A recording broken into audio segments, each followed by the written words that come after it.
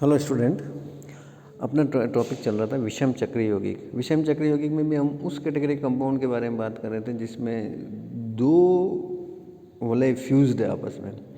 उसमें सबसे पहले हमने जो एग्जांपल लिया था वो इंडोल, एक 6 सदस्यीय एक 5 सदस्यीय।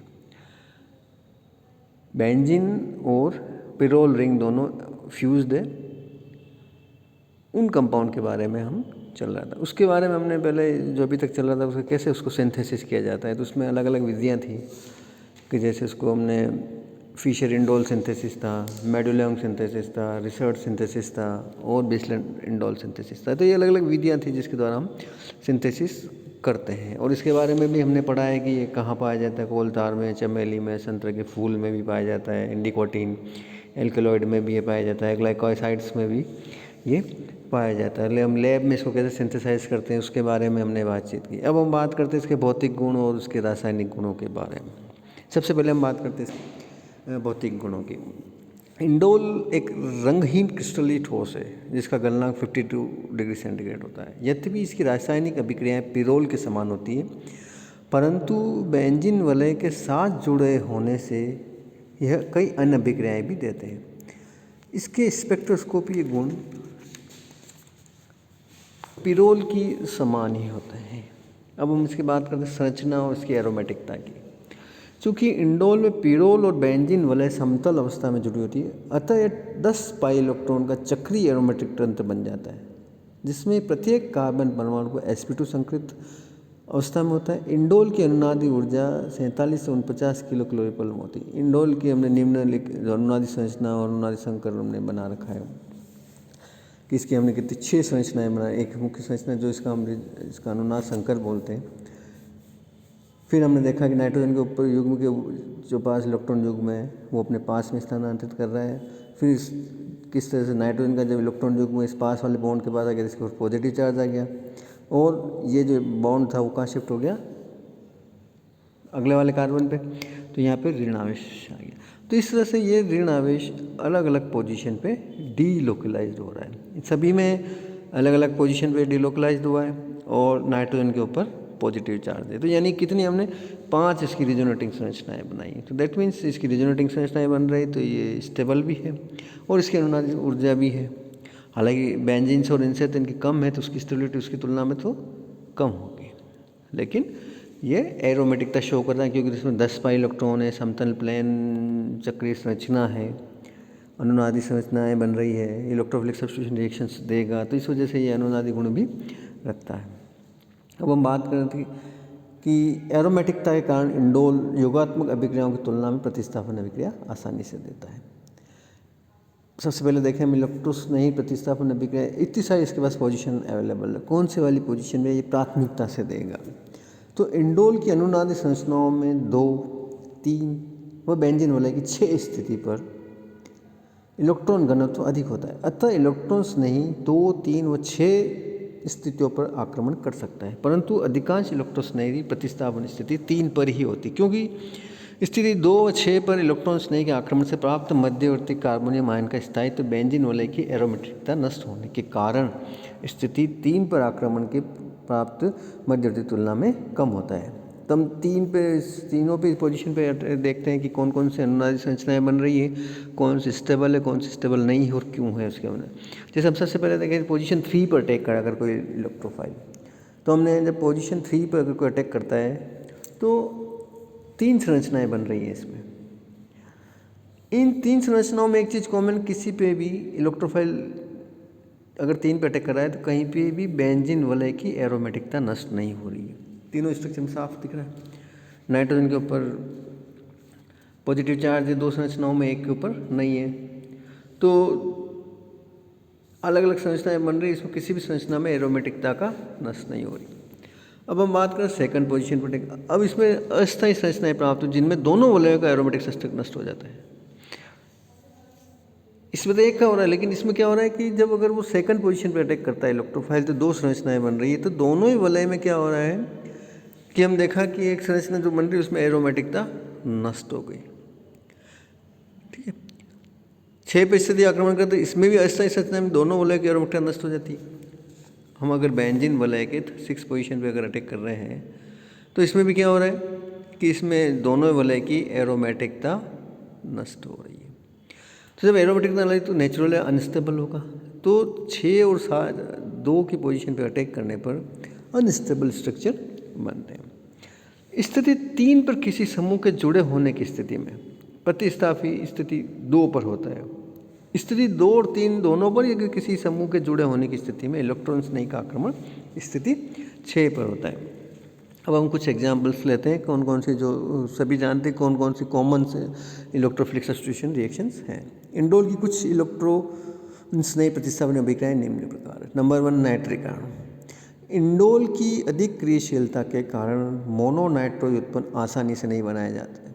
इसको बनाने के लिए इंडोल का नाइट्रीकरण एथिल नाइट्रेट के साथ सोडियम इथोक्साइड और ईथर की उपस्थिति में कराया जाता है। क्यों?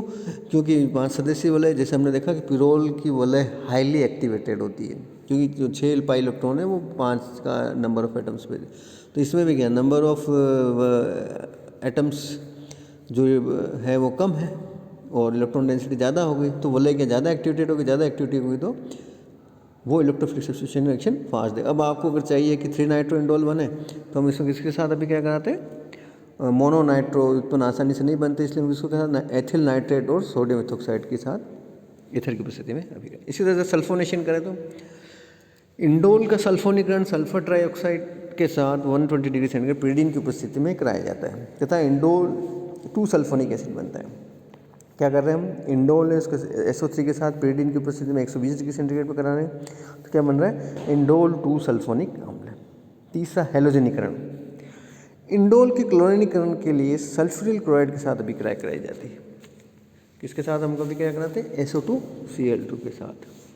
क्या बनेगा, 3 क्लोरो इंडोल, यानी क्लोरीनेशन कर रहे हैं हम हैलोजनीकरण में सल्फ्यूरिल क्लोराइड के साथ, तो क्या बना रहा है, 3 क्लोरो इंडोल। इसी तरह से गैटरमैन रिएक्शन। इंडोल की अभिक्रिया डाईमेथिल फॉर्मामाइड के साथ POCl3 की उपस्थिति में कराने पर इंडोल 3 एल्डिहाइड बनता है। गैटरमैन किसके साथ, इंडोल की अभिक्रिया करा रहे हैं हम डाईमेथिल फॉर्मेमाइड के साथ POCl3 की उपस्थिति में कराएं तो क्या बनता है, इंडोल 3 एल्डिहाइड। इसी तरह रीमर डाइमर रिएक्शंस। फिनोल के समान क्रियाशीलता के कारण इंडोल भी रीमर टीमर अभिक्रिया देता है। क्षार की उपस्थिति में क्लोरोफॉर्म के साथ अभिक्रिया आने पर इंडोल 3 एल्डिहाइड तथा थोड़ी मात्रा में 3 क्लोरोक्विनोलिन प्राप्त होती है।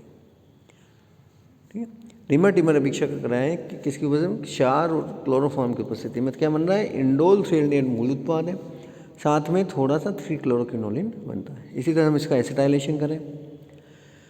इंडोल की अभिक्रिया एसिटिक एनहाइड्राइड के साथ 147 डिग्री सेंटीग्रेड कराने पर मुख्य उत्पाद 1,3 डाई एसिटिल इंडोल तथा कुछ मात्रा में dimer 1,1 di bracket 1 acetyl 3 indyl ethylene प्राप्त होता है। यानी कि अगर हम इंडोल की अभिक्रिया एसिटिक एनहाइड्राइड के साथ 147 डिग्री सेंटीग्रेड पर कराएं तो मुख्य उत्पाद रूप में तो क्या बनेगा, 1,3 डाई एसिटिल इंडोल तथा कुछ मात्रा में डाइमर बन जाएगा। क्या बना वो, 1,1 di bracket 1 acetyl 3 indyl ethylene प्राप्त होता है। यानी कि एथिलीन के जो 2 हाइड्रोजन हैं उन 2 हाइड्रोजन से कौन जुड़ गए,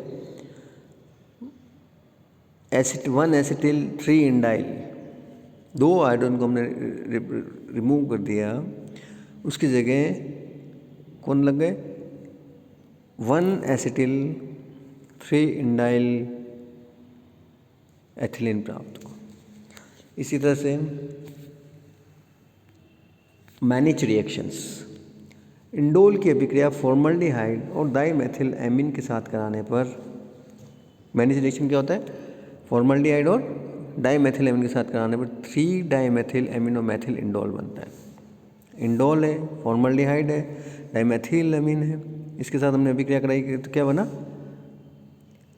3 डाइमेथिल एमिनोमेथिल इंडोल। इसी तरह से मर्क्यूरेशन। इंडोल की अभिक्रिया मर्क्यूरिक एसिड के साथ कराने पर 2,3 डाई एसिटॉक्सी मर्क्यूरी इंडोल बनता है। किसके साथ करा रहे हैं हम, मर्क्यूरेशन कर रहे हैं, ये भी एक इलेक्ट्रोफिलिक सब्स्टिट्यूशन रिएक्शन है।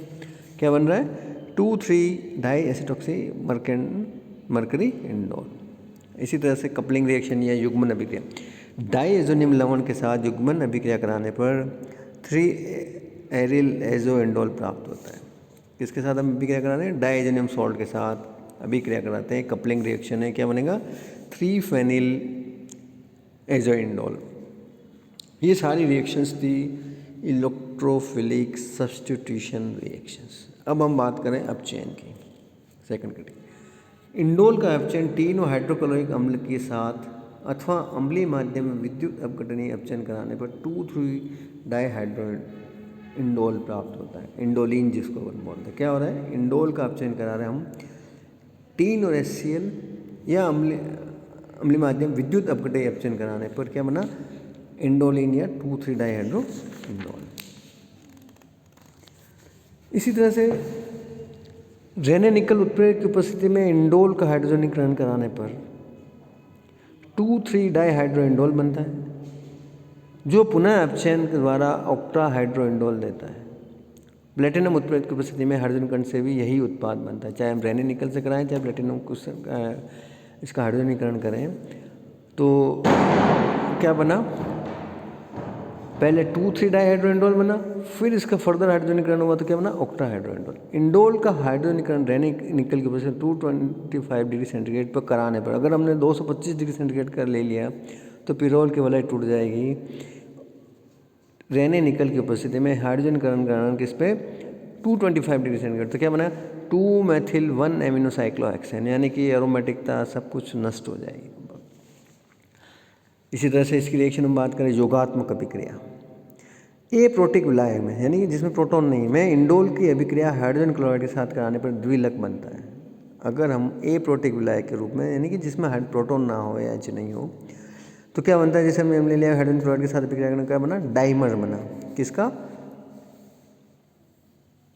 पिरोल का। इसी तरह से ऑक्सीडेशन, अगर हम इसका ऑक्सीडेशन करें पर बेंजोइक अम्ल की उपस्थिति में, इंडोल के ऑक्सीडेशन से 2-फॉर्मल्डिहाइड बनता है। अगर हम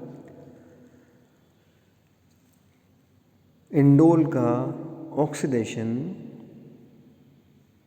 पर बेंजोइक अम्ल के साथ कराते हैं तो क्या बनेगा? 2-फॉर्मोएमिडो बेंजिल्डिहाइड, 2-फॉर्मोएमिडो। फॉर्मोएमिडो कौन हुआ? NaCHO और बेंजिल्डिहाइड। फॉर्मोएमिडो किसको कहते हैं? सेकंड पोजीशन में लगा जो NaCH।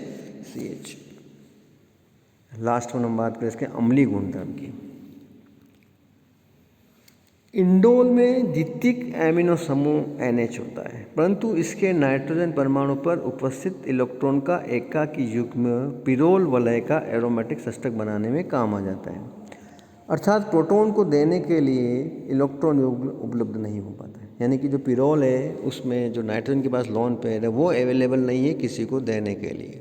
क्यों? क्योंकि वो वलय में एरोमेटिकता को मेंटेन करने में काम आ गया। साथ ही इंडोल की अनुनादी संरचना में ये नाइट्रोजन परमाणु इलेक्ट्रॉन न्यून हो जाता है। हमने इलेक्ट्रॉन की इंडोल की अनुनादी संरचना बनाई तो इलेक्ट्रॉन न्यून संरचना बन गई, धनावेशित हो गया। इस कारण इसमें जुड़ा हाइड्रोजन परमाणु प्रोटॉन के रूप में आसानी से निष्कासित हो सकता है, अर्थात अम्लीय गुण दर्शाता है। यह अम्लीय गुण दर्शाने को बताने के लिए कुछ अभिक्रियाएं निम्न है। ठीक है ना? तो ये हम कह रहे हैं कि इंडोल का जो है जो पिरोल वाला न्यूक्लियस है उसके बाद जो हाइड्रोजन है वो आराम से हम वो दे सकता है, अम्लीय गुण शो कर सकता है। कारण दो बताएं इसमें, एक तो उसके ऊपर उपस्थित वलय है वो उसमें इन्वॉल्व है रिंग में, और दूसरा क्या है कि जब उसकी अनुनादी संरचना बनाए तो उसमें क्या नाइट्रोजन के ऊपर पॉजिटिव चार्ज होता है तो इलेक्ट्रॉन न्यून है। इलेक्ट्रॉन न्यून है तो नेचुरली H+ हम इसमें से बाहर निकाल सकते हैं। तो इसकी कुछ रिएक्शन है जिसके द्वारा हम इसकी पुष्टि कर सकते हैं। N-ब्यूटिल लिथियम के साथ अभिक्रिया कराने में प्रोटॉन का निष्कासन हो जाता है तथा प्राप्त उत्पाद से N-कार्बोक्सिलिक अम्ल आसानी से बनाया जा सकता है। क्या कर रहे हैं हम?